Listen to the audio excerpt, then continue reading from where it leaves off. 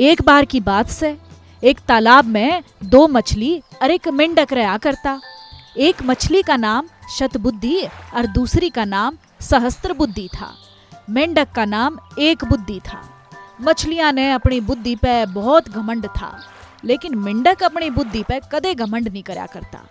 फिर भी दोनों आपस में बढ़िया दोस्त थे। तीनों कट्ठे तालाब में एक साथ रहा करते और हमेशा साथ घूमया करते।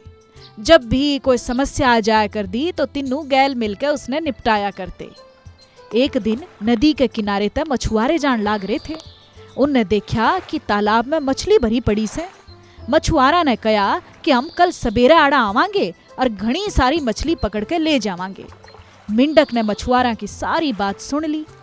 वो तालाब में मौजूद सबकी जान बचाने खातर अपने दोस्तां के दौरे गया। उसने सतबुद्धि और सहस्त्र बुद्धि तय मछुआरा की सारी बात बता दी। एक बुद्धि मेंढक ने कहा कि उनने अपनी जान बचाने खातर कुछ करना चाहिए। दोनों मछलियां कहने लगी, हम मछुआरों के डरते अपने पूर्वजा की जगह छोड़ के कोनी जावा। दोनों ने फिर कही, हमने डरने की जरूरत कोनी, मारे दौरे इतनी बुद्धि है कि हम अपना बचाव कर सका हाँ। फिर एक बुद्धि मेंढक ने कही कि मन ने दौरे मौजूद एक तालाब के बारे में बेरा है जो इस तालाब से जुड़ रहा है। उसने तालाब के अन्य जीवा के गैल साथ चालन की कही, लेकिन कोई भी एक बुद्धि मेंढक के गैल जानने तैयार नहीं होया, क्योंकि सबने सतबुद्धि और सहस्त्र बुद्धि पर भरोसा था कि वह उसकी जान बचा लेंगी। मेंढक ने कहा कि तुम सारे मेरे गैल चालो, मछुआरे सवेरे तक आ जाएंगे। इस पर सहस्त्र बुद्धि ने कहा कि उसने तालाब में छिपण की एक जगह बेरा है। सतबुद्धि ने भी कहा कि उसने भी तालाब में छिपण की जगह मालूम है। इस पे मेंढक ने कही कि मछुआरा के दौरे एक बड़ा जाल से, तुम उससे नहीं बच सकोगे। लेकिन मछलियां ने अपनी बुद्धि पे बहुत घमंड था। उनने मेंढक की एक ना सुनी, लेकिन मेंढक उससे रात अपनी पत्नी गैल दूसरे तालाब में चला गया। शतबुद्धि और सहस्त्र बुद्धि ने एक बुद्धि का मजाक उड़ाया।